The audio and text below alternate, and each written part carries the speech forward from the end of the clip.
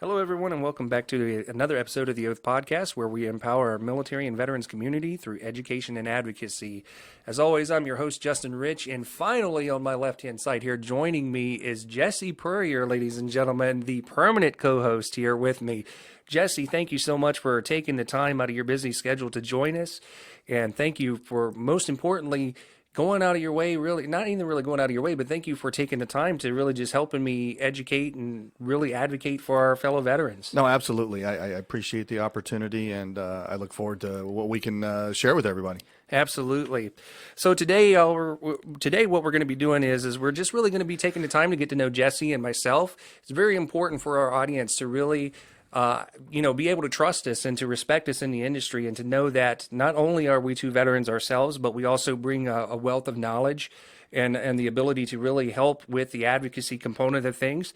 So we're going to be taking the time to get to know each other as well as you guys get to know us. And I'm personally really excited about that, to learn more about Jesse and to get to know him. And I'm sure he's as excited as I am. Absolutely. I'm so excited to get different guests in here and different topics. And, if there's topics you guys want us to go find people to come talk about, absolutely, shoot us an email on the website, and we'll go out and find those folks. Speaking of the website, www.oathpodcast.com. We're also on Spotify. The BD Local sponsors us as well, so we're really excited about that. But before we begin, I want to just take a brief moment to just really give a shout out to the Women Can podcast. I mean, that is a phenomenal show.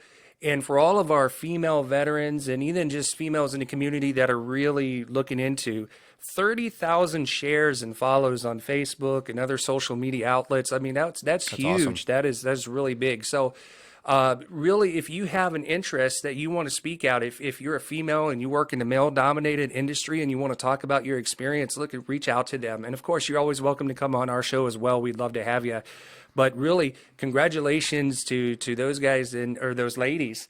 And we really just, it was a great show, and we're looking forward to continue to help promote that show as well. So let's go ahead, shall we, and get to know Jesse. So Jesse, why don't you jump right in? I know you've been on the show. Actually, he was my first guest. But tell us a little bit more about yourself again, your background, and what is it that you're hoping to accomplish here on the show? Yeah, absolutely. When I was 23 years old, I was going to college and kind of burned out. I was working full-time, school full-time, didn't know what I wanted to do with my life.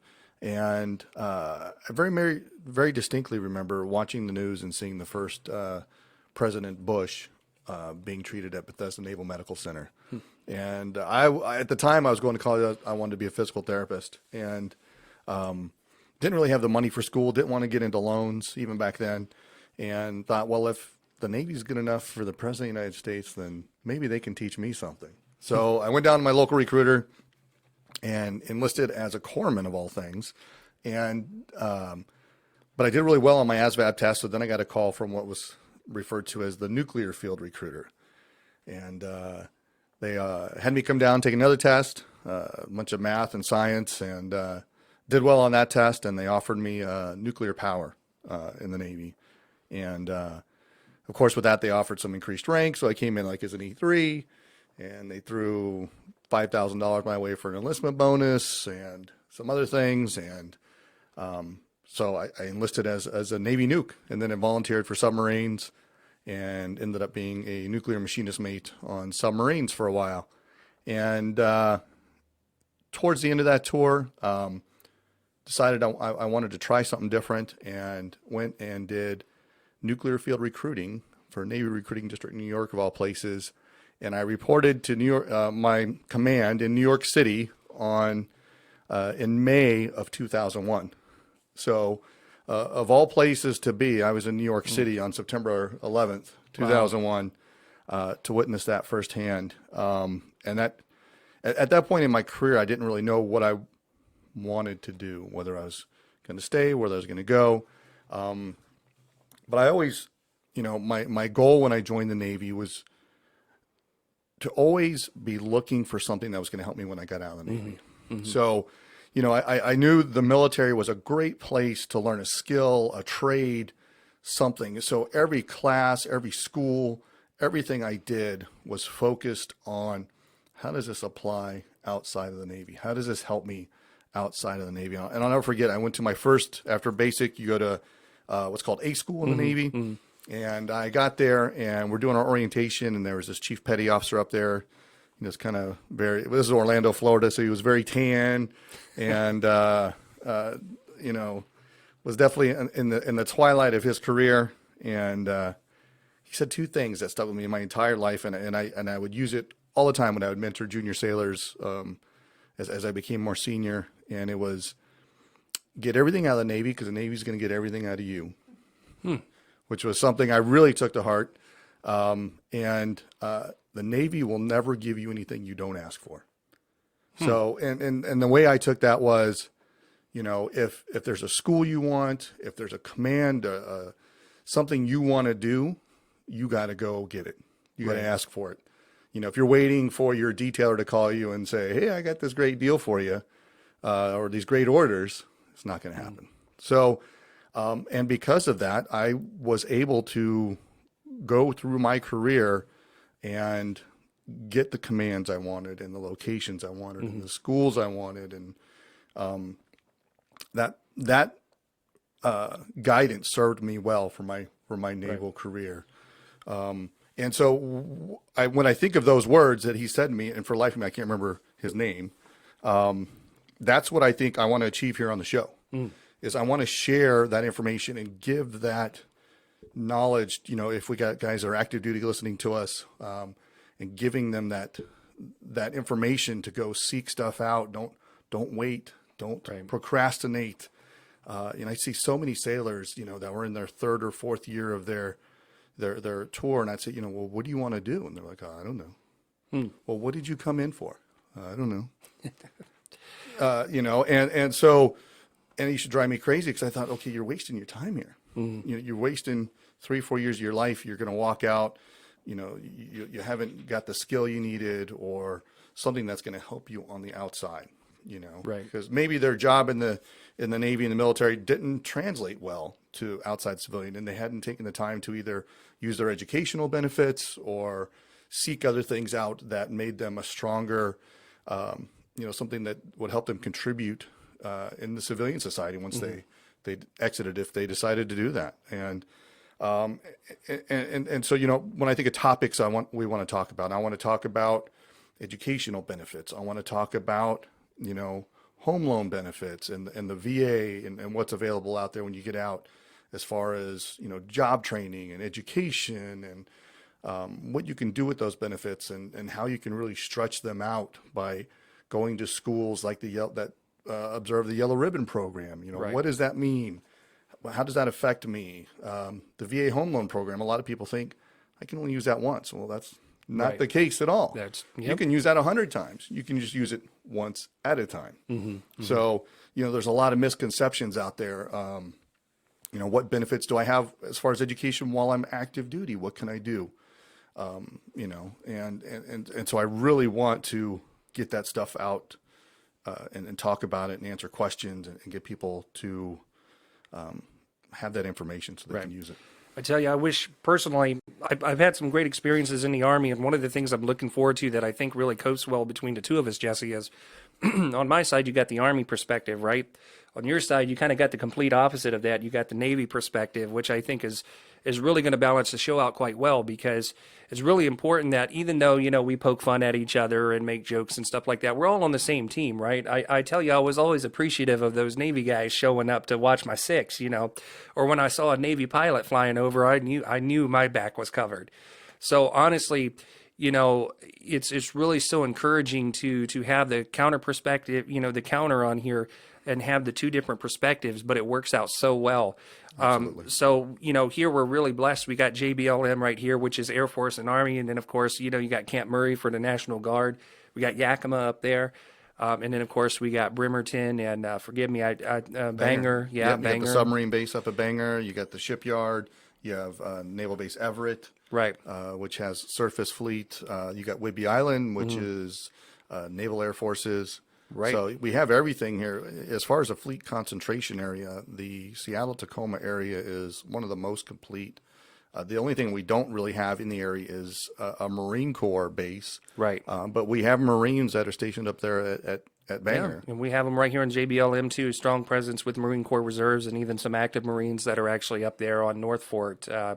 So actually, excuse me, not North Fort. They're on main post, but kind of further in the back there. But good group of guys out there. I work on the base, so I get to interact with a bunch of these guys on a pretty semi-regular basis. And to be honest with you, the Marine Corps is my favorite group of guys to go out there and visit because they don't get new stuff that often. So when I come out there and I'm like, hey, I got some stuff for you guys.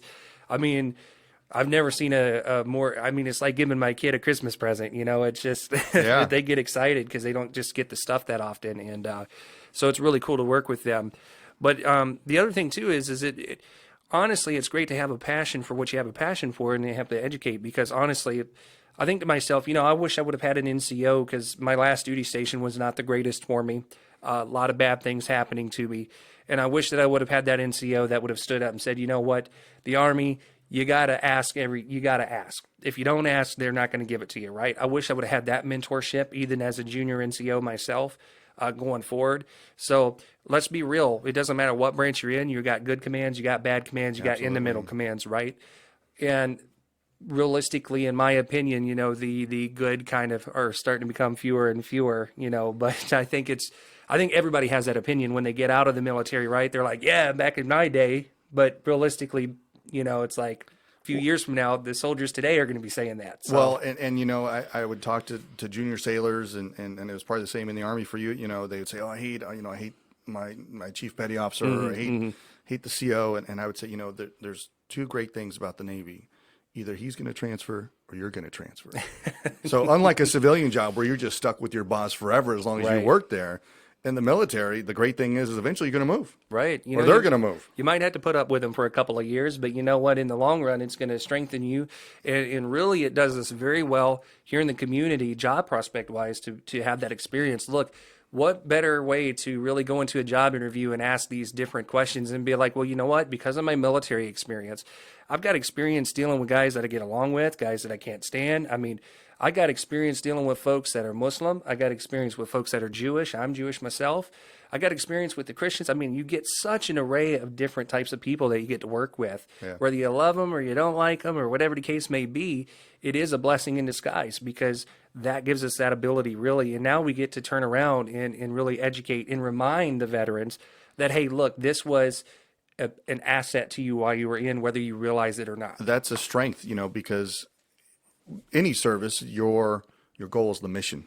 Right. Regardless of your color, your gender, your religion, it was just complete the mission. And, when everything went down, it didn't matter what you were. It was supporting each other and taking care of each other and making sure everybody was safe, and we completed the mission. Absolutely. Absolutely.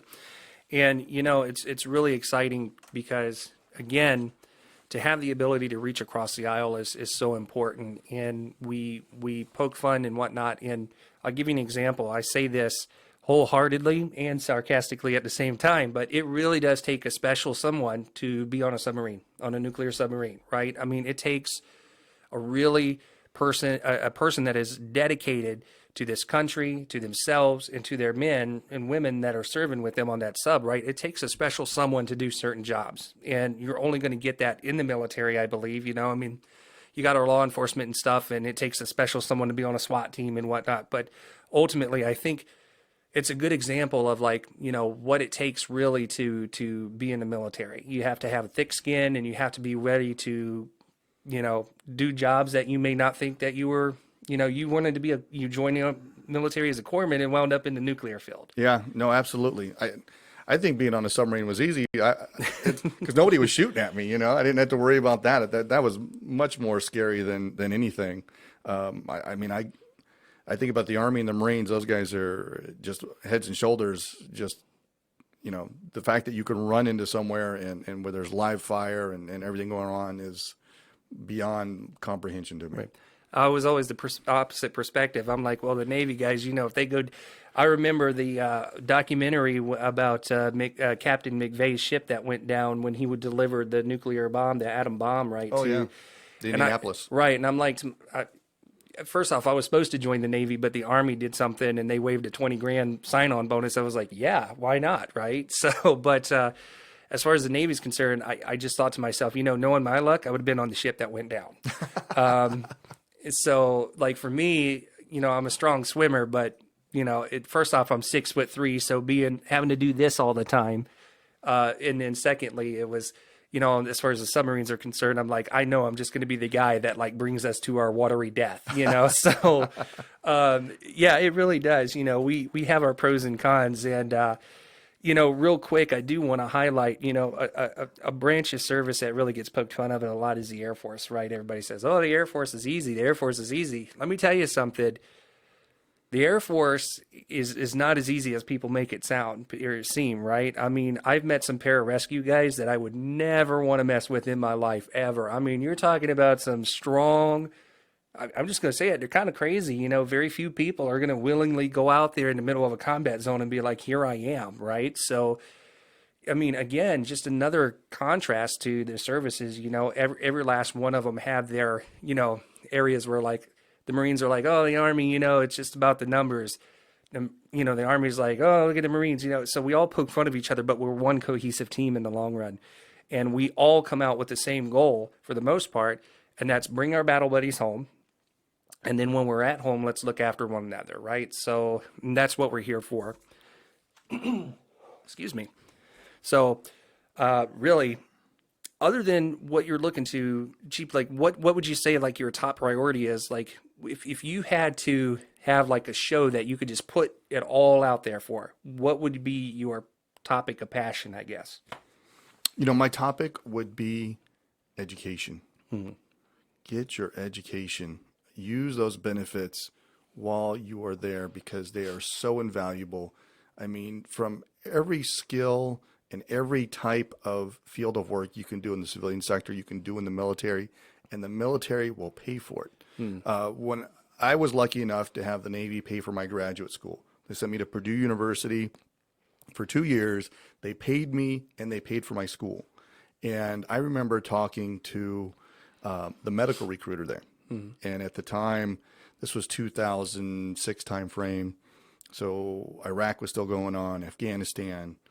And she would tell me, I would go into the medical schools and offer to pay for their medical school. And they would turn me down. And I just thought, there's such a misconception of service in the military. People think we're just guns and foxholes and, and they don't understand, what the educational benefits really are there.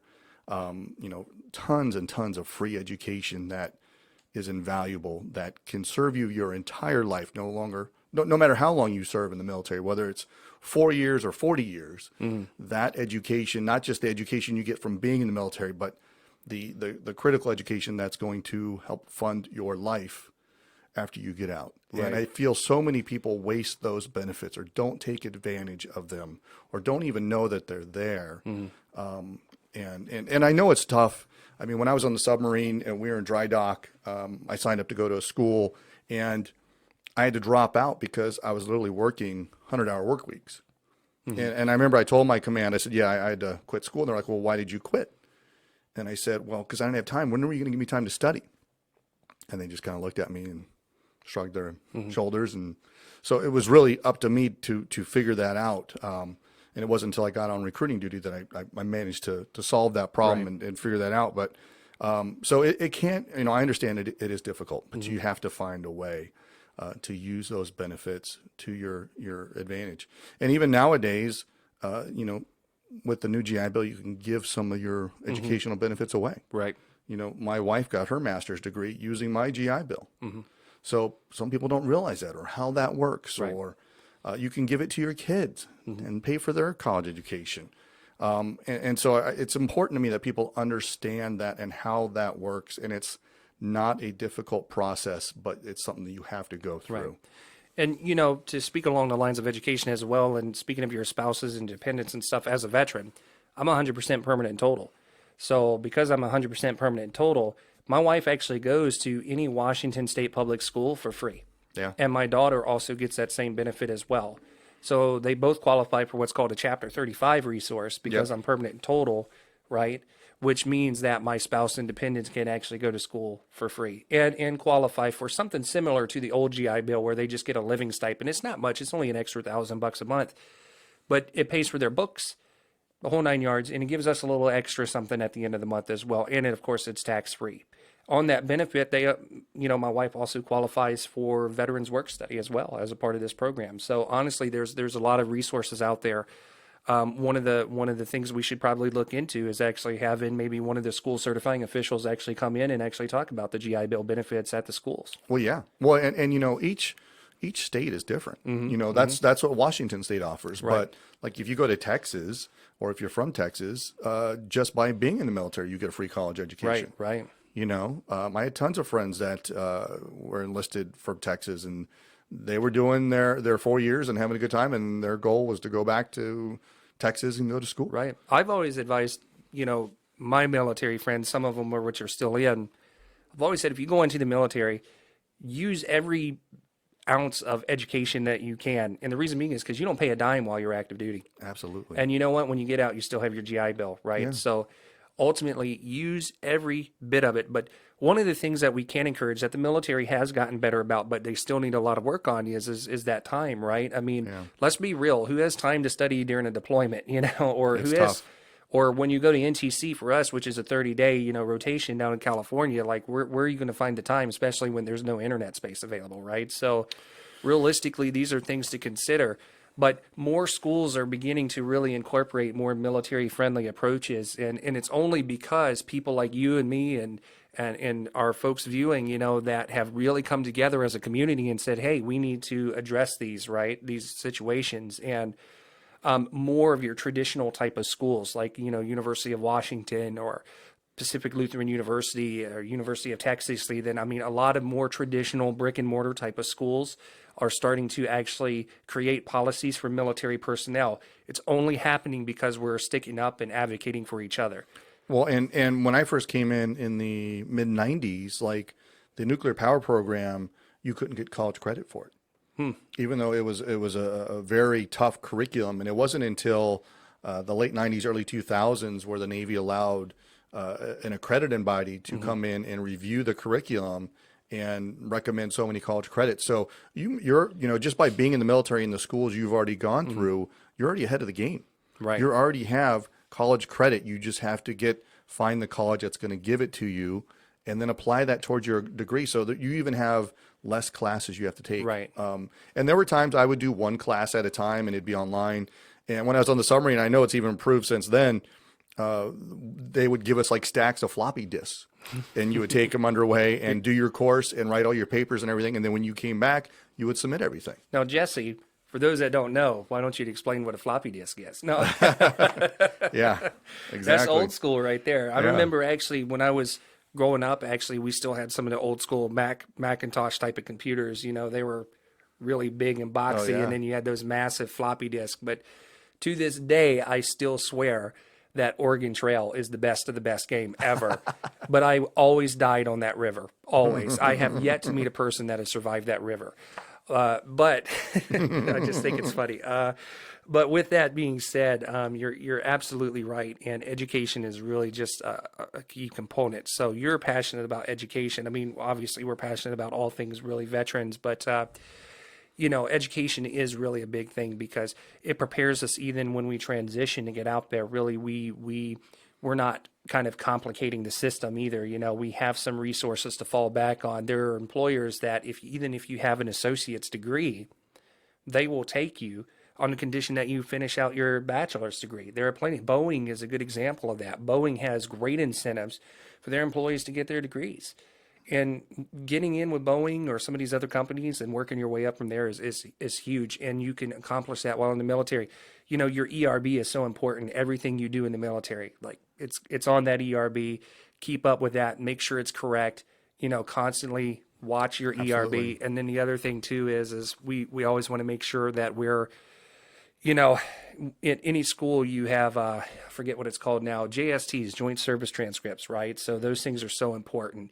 because they document every single thing that you've done, like your ERB, and it translates into college credits. Yeah. I got 30 credits almost just from my JST. Yeah. Right. And they're primarily electives, physical fitness. Obviously, that paid off. But, physical fitness, I got, basic electricity, all sorts of things that, even my combat lifesaver course, transmit, There's so something. There's something. It's something. One credit is better than no credit. Absolutely. And education is something you take with you always. It never can be taken away from you. It opens doors. It's an invaluable resource that I think it's underutilized by folks in the military. Absolutely. And we have to encourage you. And above all, if you're there and you want to make a career in the military, you got to get that education. Absolutely. You got to always progress. Okay. Well, even in the Navy, getting into senior ranks, even on the enlisted side, the Navy has started weighing associate's degrees, bachelor's degrees, into making those senior E7, E8, E9 ranks. So Right. You got to do it. Absolutely. And it's really important. So we're going to take a quick break, and we're just going to come back, and we will talk a little bit about me and what's kind of important in my passions, and then we'll kind of talk a little bit more and about some upcoming guests, and also a call to action to invite our guests to really come out and help support us and their local communities as well. So we'll be right back. Welcome back. This is Jesse with the Oath podcast here. Took a small break there. So we kind of got done talking about me. I'm sure everybody's bored now, and now it's time to wake up. So now, we're going to talk a little bit about Justin. Justin is the other half and the main half of this show. I did my career in the Navy. Justin's got the Army perspective, which I think is all as important as ever, especially in the area that we're at here. So Justin, tell us a little bit about your background and how you came to the Army and why you enlisted and kind of how your career. Sure. I enlisted initially because, I had a child out of wedlock, and initially I just, as a 17-year-old kid, I wanted to do the right. Well, at the time I was 16, but I wanted to do right. I wanted to step up. I wanted to take care of my kid. I wanted to be a father. So I stepped up and I said, you know what, I'm going to go join the Army. Initially I was going to join the Navy, and then a Navy recruiter talked to me and got me to join or an Army recruiter talked to me and got me to join the Army instead. But it's appealing. A 17-year-old kid having 20 grand in his bank, that was an awesome. But so I joined the Army and left for basic. Did really well in basic. Went to AIT up at Aberdeen Proving Grounds, Maryland. I started out as what's called a 52 Delta, which is a generator mechanic. From there, I got my first duty station was at Fort Huachuca, Arizona. Stayed there in temporary duty. I was on border patrol for a little while, and then they sent me to Würzburg, Germany. Stayed in Würzburg for a little while, and then transferred over to Fort Riley, Kansas, and that's kind of where I completed my career. We deployed from there, the whole 9 yards. So while I was overseas, actually, it's a little bit of a sad story. While I was overseas, unfortunately, I lost my son. He passed away. And at the time, he was 2 years old. I didn't have custody of him, but I was in the process of getting it back. And got the notification and had a Red Cross message in my hand, took it to my command, and command said, nope, can't go home. Can't bury your son. So naturally, I was devastated and really just kind of decided, I'm going to appeal this decision, right? Took it all the way up the chain of command, and all but one of them said no. And, excuse me, a little bit of a touchy subject. Man. That's to me in the Navy. I remember we and not to cut you off. Yeah, no. Just to give the opposite, we had a guy on a submarine. His father was sick, and we surfaced in water that wasn't ours off the coast, and went ahead flank for like 24 hours to get that guy to a transit point where a helicopter came out and picked him up and took him to shore, so we could be there and when his father passed away. So to me, to hear that story is just kind of like shocks me that unfortunately it happens more frequently than what people realize that it happens. It's not just me. I've met a lot of other veterans where they've had similar situations where not distant relatives, but parents have passed, siblings have passed, children have passed. Even spouses have passed, and literally, it is a problem? Is it relatively minor? Yes, but at the same time, every command is different. You have really great Yeah. commands that will go out of their way to make sure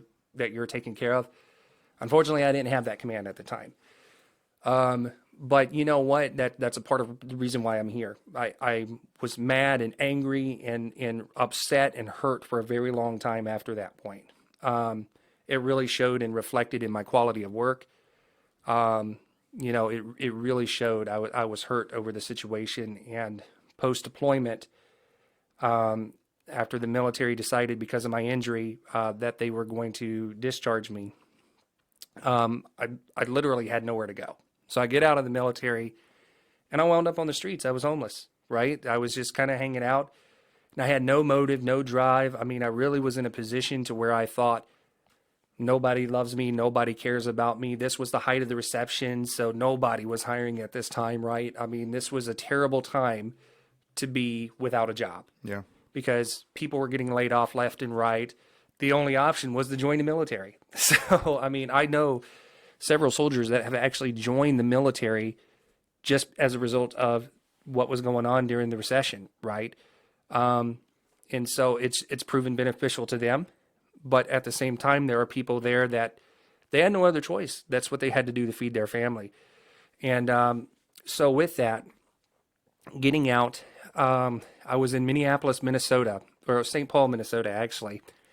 And the homeless shelter that I was living at, right across the street from there, was the XL Energy Center. And that year, the National Republican Convention was happening there. I said, okay, I'm going to go over there and I'm going to make a little cardboard sign. I'm going to stand out where all the Republicans, all the politicians come out of that doorway. So they built walls, and really the police, like if you looked homeless, they would not even let you close to that Wow. convention. They built a wall to separate so they would not have to see the homeless shelter right there across the street. I managed to find my way across that wall. So, and I stood out there with my little sign, and it said, "Homeless Iraq War Vet, what did I fight for?" And an organization called Veterans for Common Sense found me, and they said, "Are you really a homeless vet?" And I said, "Yes, I am." At the time, because of how I was discharged, I didn't know I was qualified for anything VA-wise. I was getting VA health care, but I did not have a rating. Yeah. Okay. And so literally what was going on is I was literally just kind of hoping I could impress somebody enough that they would give me a job. That's what I was trying to do. Veterans for Common Sense, I verified that I was a veteran. They took me out to eat. They fed me, found me the next day, literally went out of their way to try to find me, found me. And they said, you know what? You verified you're a veteran. If you're willing to, can you pass a drug test? Can you pass a background check? I said, yes, I can, to both. They said, if you're willing to work, we're willing to help you out. They put me in a studio apartment for 6 months. Just a little tiny little apartment. Gave me a job. It wasn't much of anything. And they put me to work. And all I was doing was I was going out, hey, sign my petition. Hey, sign my petition. Hey, sign my petition, right? But it was all veterans related. And I really kind of, at this time, I was kind of like, I'm just happy to have a job, right? I think it was like maybe $10 an hour, which in Minnesota is not that much. There's not that much in general. But one day this piece of paper came across and I got looking at it and I was like, okay, I'm really passionate about this. This is in regards to Veteran Treatment Corps programs. And I said, I'm going to do something about this. And so I took a risk. I went to the state capitol and I sat in the Republican and Democrat senator's office every day for a week. And one day the guy comes out and he says, I'm not interested. You just need to go on. So I sat in the other guy's office waiting for him literally for almost a month. And he finally came out of his office and he says, what do you want? I said, I want 10 minutes of your time. He says, okay, fine. You have 10 minutes. We spent 2.5 hours talking about this pending legislation and my background. And the legislation was sponsored. And so he ended up calling my boss and telling my boss, like, hey, this guy, let me tell you what he did. Here's why it's getting sponsored here in Minnesota. It didn't pass that year, but the point is I was able to kind of help get that result driven, right? And so next thing I know, my boss calls me and he says, "Hey man, that took some real cojones, you know?" And he says, "So what we're going to do is we want to move you up to legislative affairs. We really want to help you out there. But you got to complete your degree. You got to get your bachelor's degree, man, for us to do this. So we're willing to train you as a legislative aide and you move into, but you got to get your degree." I said, "I don't know if I have any GI Bill." Well, it turns out I did. Yeah. And I got my bachelor's degree in strategic communications. And next thing I know, I'm literally appearing on shows like Glenn Beck, Wolf Blitzer, Huckabee.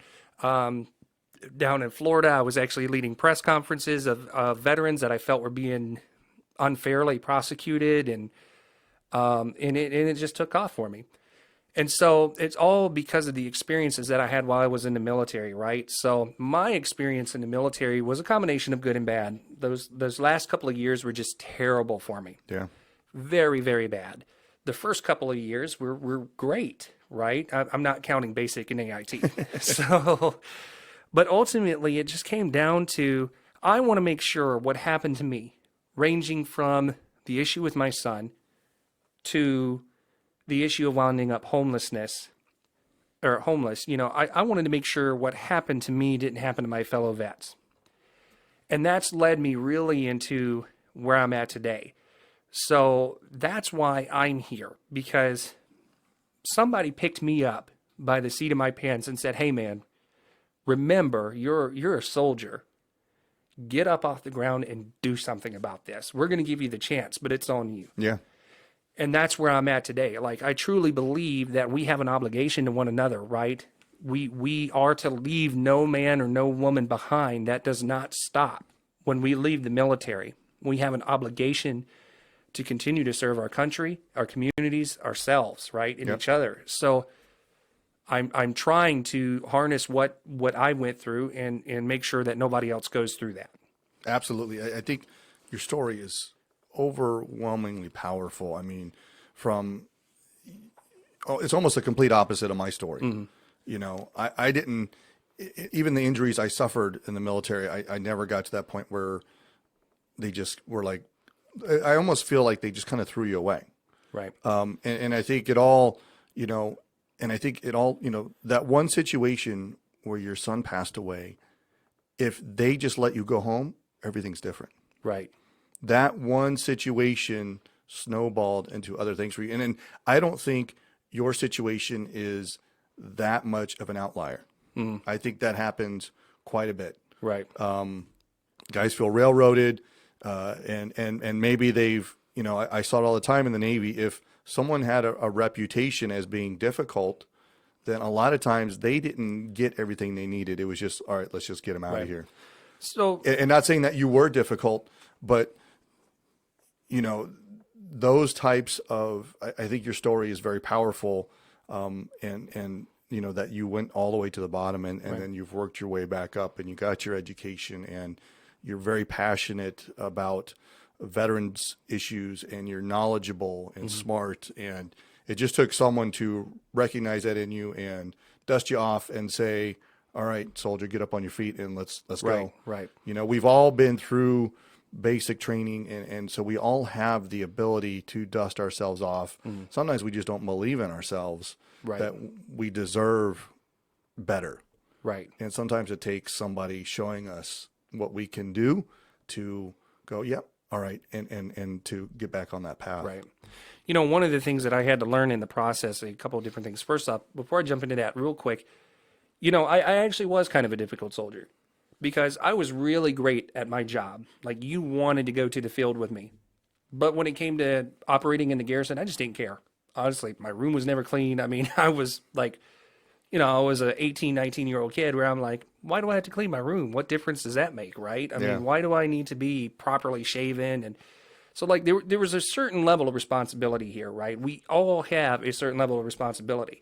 So this is no way saying Army bad, you know? No. But what it is it is saying, look, my responsibility was to, really kind of do a better job at upkeeping myself while I was in the military, and I just did not do that. Nonetheless, it does not justify how veterans can be treated sometimes, right? you can be the best soldier in the world. If your commander doesn't like you and he's kind of a kind of guy, guess what? They're going to find reasons to go after you. And in the military, it is super easy. Yeah. So some of the things that I had to learn, and a real special thank you to Jan McCann of Operation Veteran Freedom for really helping me learn this, is I had to, it's a lot of self-talk as veterans, right? So there's a lot of guilt. Well, I had to come home early. So I'm a terrible soldier because I couldn't finish my deployment, right? Well, who's telling me that? Is it my unit that's calling me up and saying, oh, you're just a crappy soldier? Or is that me telling myself that, right? It was me telling myself that. It was me telling myself that this is where I deserve to be in this homeless shelter, right? Yeah. So there's a lot of self-talk involved. So a lot of different people have really helped me and taught me and really given me the resources that I need to get up and dust myself off. And if I can be the same beacon of hope to these other veterans, trust me, especially in today's economy, because we're very blessed. We have a strong economy right now. We can make this happen. Yeah. But we have to be willing to help pick each other up. Absolutely. Absolutely. And sometimes that's all it takes. It's just someone to believe in you. Right, right. Absolutely. So, you know, that's my story. And I absolutely love the Army. I wouldn't change my experience for the world. I would say to people, when you join the military, be ready, man, because let me tell you, there's a couple of different people in the military, right? We see those guys that are like, I can't join because if I joined and a drill sergeant got in my face, yeah, no. We all had those people in basic and A school, as you call it, and AIT for me, you know, where they're like, I'm going to step up to the drill sergeant. It doesn't work that way, folks. Easier said than done. But then you got the folks that are in there and they're gun ho, right? They're just like, you know, the Corps in particular, the Marine Corps, they're just like, you know, country, God, you know, I mean, this is what they do, right? They're really the hardcore gun ho type of guys. And then the Army's kind of got a variety of different people in there for whatever reason. And so when you join the military, be ready to take everything from the good, the bad to the it's okay kind of. The military is real life. Right. It's no different than not being in the military. The great thing I think about the military is you're going through it with other people. So there are people that are going through similar things as you that you can lean on and rely on and to help you. And what happens when you leave the military, suddenly that support system that maybe you didn't realize you were so much depending on is no longer there. Right. It's a shocker. Yeah. And even me, for when I retired and suddenly I didn't put on that uniform every day, it took me a while to adjust to that and realize, you know, I'm not this, you know, officer anymore. I'm just Jesse. Yeah. And you know, the military gives you that sense of importance, and you have mission and you have purpose, and you're there together, going through it together. And so you have that support of each other.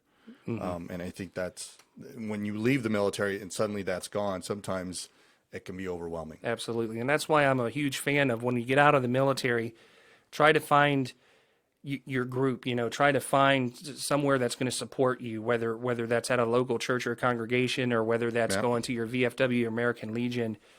You got to find that support. Yep. And we got to do it in a healthy way. I say that very cautiously because one of the things that I've learned as veterans is we tend to enable each other without actually realizing that we're enabling each other, right? Like you could tell me, look, you know what, as you know, oh, let's say you deployed as a corpsman, right? And you could be like, well, as a corpsman, I saw this, this, and this. And then I'll be like, oh, I can relate to that. Because as a soldier, I went through this, this, and this. Next thing you know, we're comparing stories and we're bawling together, right? Yep. So we have to be cautious about how we encourage each other. But at the same time, we need to still find that group that's really going to help us get out of the funk that we can find ourselves in pretty quickly. Yeah. Yeah. It happens instantaneously. I mean, there really is no slowly, you don't slowly leave the service. You're in or you're out. Right. I'm a big fan of organizations like the United States Army Association. And I think the Navy has something equivalent as well, where they have like a Chief Petty Officer Association and a Retired Officers Association. So like finding these different associations, if you've been a part of the 101st Airborne, for example, they have their own association, right? And vice versa. Rally Point's a great example, right? It gives you the ability to connect and really kind of stay connected. There's Operation Pop Smoke, which is not really like a a networking type of thing, but it is kind of a networking tool in itself because it helps veterans that are feeling down and out. They can push a button and their guys are responding, right? So, like, it's really important that we find these communities quickly. And that's why it's so important that we have that constant presence around the military, so that way they know, hey, look, you have resources and tools available. Well, and I think in today's day and age where everybody carries a computer on their phone, you have access to find stuff quickly. You just, Right. you don't even have to type it in. You just say, okay, Google. And Actually, tell me where my phone just responded to that. yeah. So. So, I mean, it's out there. You just have to find it. And first you have to realize you need it. Right. You need to recognize, I need this, this is missing, and then go find it. And, Right. it may not be the first group you go to, but just keep there. We're out there. We're there to help each other. And, you're not alone. Absolutely. And you know what? We all care about each other. Some of us are, show it more than others, but I have yet to find a veteran really that does not care about his fellow veteran, really. I mean, I'm sure they're out there, Yeah.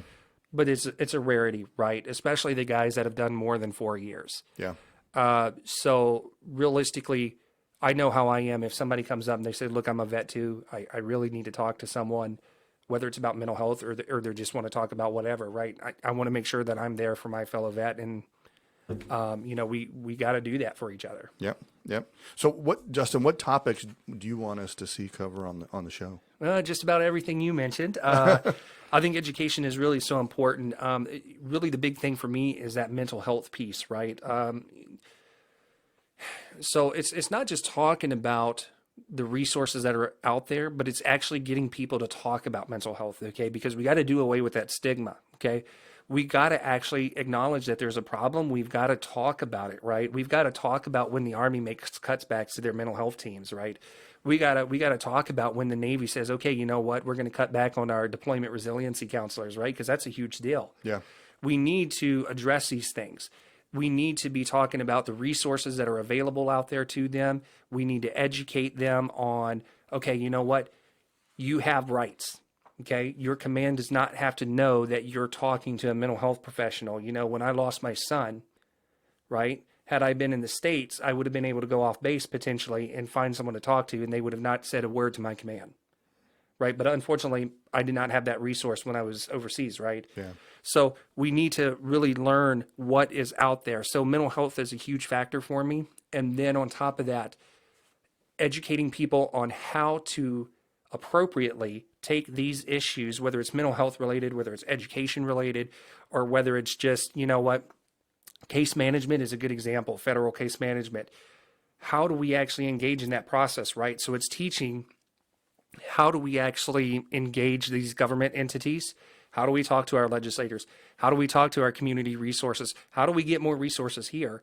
And that's where I want to see covered is I want to see the education component, but I want it more on the, how to guide basically, right? Yeah. So. Absolutely. Absolutely.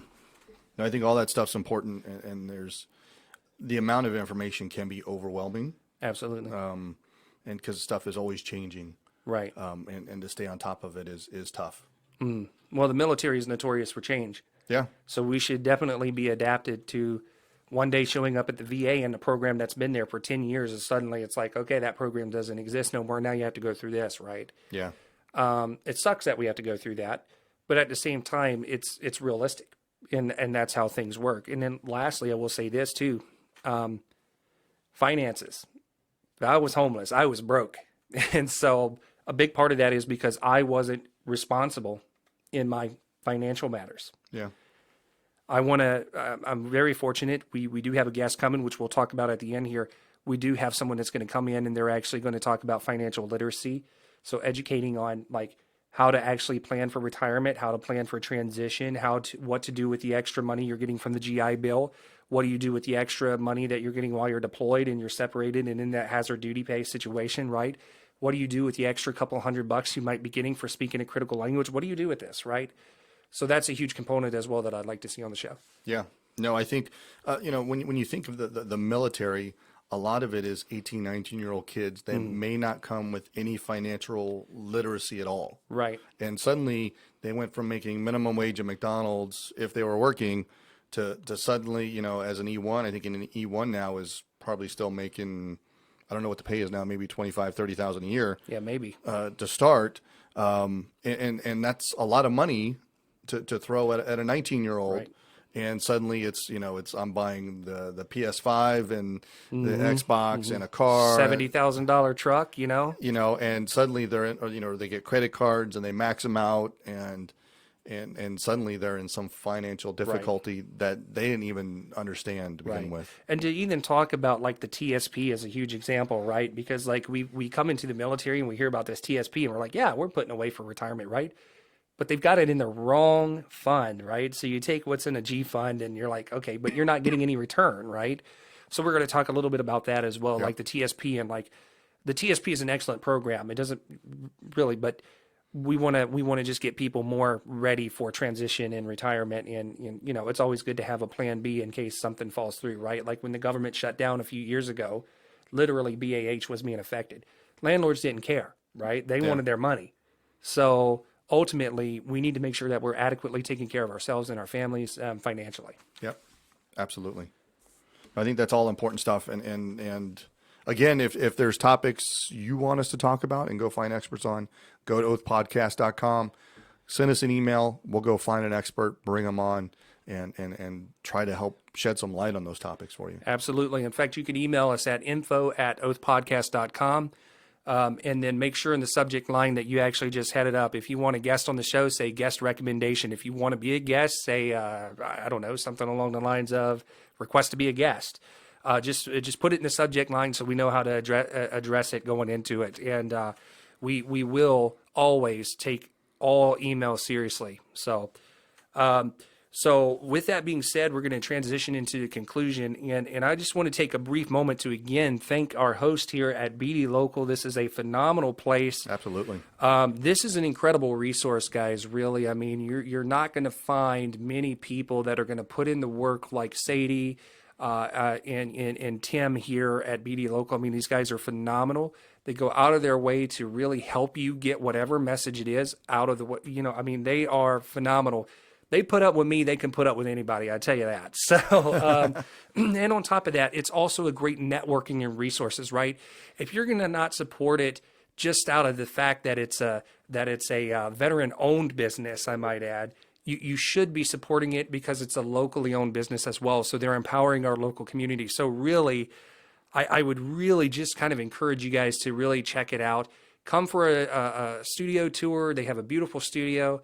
And then on top of that, they have regular classes on a regular basis so that you could actually talk about some show ideas. They can tell you what's realistic, what's not realistic. They can really help you. Great group of guys. And the other thing too is honestly, again, another shout out to that Women Can podcast. You guys really need to check that out. We have a lot of great shows here. But honestly, Women Can is one of my favorites. I'm not going to lie. So, but check it out. Jesse, do you have anything that you'd like to add before we talk about our next guest? No, I think you covered everything, and check in with us. Follow the podcast. When new ones get put up, so you get notified correctly. Or up on Spotify and BD Local, and then you can also follow us on Facebook Live. If you actually want to see what we look like. You may not want to see what we look like, but that's all I have. Yeah, and don't forget, too, now Jesse is the owner of Urban Float there in University Place. I had my first float just a couple of weeks ago, actually. Oh, yeah. And I'm telling you, I was surprised. 10 inches of water, man. And I got in there, and I wasn't expecting it, man. I just kind of like sailboated it, man. I looked like a ship that was coming from dry dock out of, into the water because I wasn't expecting it. My butt went bloop, just like that. So Nice. 10 inches of water and you're just sitting there and you're relaxed. You can keep the light on. Whatever is comfortable for you, really, it's a great opportunity. And I'm sure Jesse would enjoy the business as a locally owned veteran business as well as just a business in the community, right? And honestly, it's a great opportunity. Yeah, people don't really realize the benefits of floating. And we recently, I'm proud to announce we partnered up with the Wounded Warrior Project, and we're doing an event with them on February 22nd. And they're bringing in 30 veterans to come float. Floating is great for anxiety relief, PTSD. It's also great for physical chronic pain. And so we're really excited for that partnership and having them come in and float. And it was amazing. They told us they filled up all the spots in less than 24 hours. So Nice. there definitely is a demand for it within the veteran community. People are aware of it. Unfortunately, it's not covered by the VA yet. It's not covered by insurance. And I'm working as much as I can to try to change that. But in the meantime, we have groups like the Wounded Warrior Project that are willing to fund for guys to come try floating and see if it's going to work for them. So, I'm really grateful for that and excited that they were able to do that for us. Absolutely. It's a phenomenal opportunity. And, lastly, of course, I want to thank some of our, partners that have been really phenomenal to work with. We got Eichler Essence. We got a new nonprofit called Waves that's starting up really just kind of working on their main mission is to connect all of the services in the area, right? So they're working on getting going there. They're actually up on my website right now, or our website, I should say now. But they're on our website right now. And, they don't have a link yet, but their website will be up and running here in the next couple of weeks, which is really great. But the most important thing that I could say to each and every single one of you, and I'm sure Jesse will join me in saying this, but, each and every one of you, whether you're a veteran or not, okay, let's just take that off the table. Whether you're a veteran or not, each and every one of you are loved and cared for. There are people out there, strangers and all, that do care about who you are, where you've been, and where you're going. So I would encourage each and every one of you to remember that you are loved and cared for. If you need to email me, email me. I'm here, okay? I have no problem talking to people. My wife gets frustrated with me sometimes because I'll talk to veterans at 2, 3 o'clock in the morning. I really want people to know and understand that you are cared and loved for. We're here for you to support you and to help you find the resources that you need. And better yet, sometimes you just need that sounding board, and we're here for you, okay? So be here tomorrow because we love you. Jesse, anything else? No, we just appreciate your support and listening to the show and telling your friends about it so we can get the word out and share this information with as many people as we can. Right. And so before we conclude, I'd like to also just add real quickly, next show. So because of Valentine's Day, we're actually not going to do a show on the 14th. We want people to spend that time with their loved ones. And so Jesse and I have had too much time away from our families as military guys. So it's time to enjoy that, Absolutely. But with that being said, on the 21st, actually, we have Jay Thomas, who is the principal of Winds of Liberty in Puyallup. He's coming, again, that financial literacy piece. We're going to talk about financial freedom and really how to structure yourself for success going forward in the future. And we'll even talk a little bit about the TSP as well and kind of the G Fund and the different options that are out there, right? And as always, folks, you're always welcome to sponsor us. We would really welcome the opportunity to work with you guys in the community. For more information on sponsorships, you could always email us at info@oathpodcast.com. The better route is to get a hold of Sadie and Tim at I believe it's SmartAd bdlocalpodcast@gmail.com. And then ask them about sponsoring the show or sponsoring any show for that matter. And that's really the best way for you guys to get involved. So thank you so much for joining us. Jesse, thank you so much. We're looking forward to having you on the show. Thank you, Justin. Very excited about it, guys. And we'll see you in a couple of weeks.